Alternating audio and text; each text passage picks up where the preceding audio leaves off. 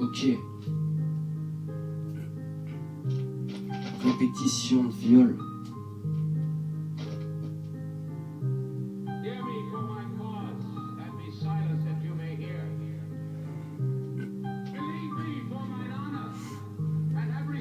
Ok.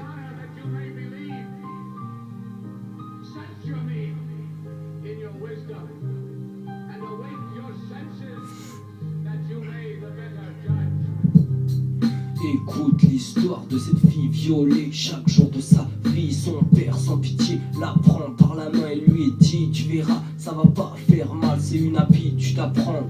Alors que la petite n'a que 8 ans, elle a du mal à comprendre. C'est hantise chaque jour, elle a peur que son père ouvre sa porte, qu'il enlève son pantalon, la touche et qu'il la baise de façon trop forte. Ses cris sont envahis par le coussin qui lui met méchamment sur le visage. Il envisage de l'abonner à la sodomie, mais pour elle c'est pas de son âge.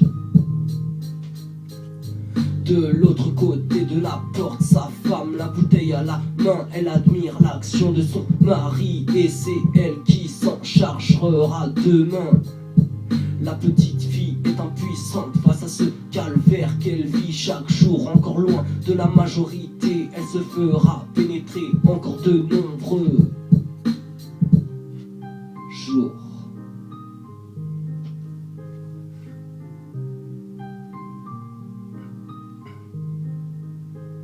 Première fois pour elle, son père n'y va pas avec le dos de la cuillère. Elle pleure mais n'a pas le choix. Elle se voit déjà au cimetière, du sang coule en abondance. Il a déchiré son hymen. Après cette dure sanction, elle dit sa prière et n'oublie pas de dire amen. Toute la nuit elle pleure et ne peut pas avoir de réconfort de la part de sa famille qui déjà elle ronfle trop fort. Pas de confort pour cette petite qui en souffre régulièrement. Elle rentre de l'école et déjà pense qu'elle sera sur le lit de ses parents. Pas d'amis pour cette pauvre petite fille, loin de la ville, maison dans les champs. Alors le viol est beaucoup plus facile. Mal nourrie, elle a faim et ses os bien fébriles. Manque d'hygiène remarquable, elle a bien une vie difficile ces jours-là. La petite fille à table manifeste son mécontentement, mais rien à foutre pour les parents qui iront encore plus violemment. Elle a beau se débattre dans les bras de son papa, il ne le regarde même pas et continue de faire du dégât. Trop de dégoût pour la fille qui s'en reprend plein la figure. Une petite pique pour son papa qui a pris du plaisir, ça c'est sûr.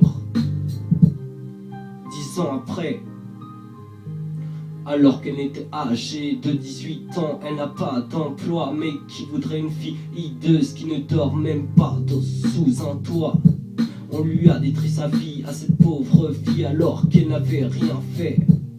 Des parents mauvais lui ont fallu alors qu'elle rêvait d'un avenir parfait. Parfois la vie ne tient à rien et les aides qui nous ont donné vie nous la détruisent. Alors regarde autour, trop de femmes de genre d'horreur s'enlisent.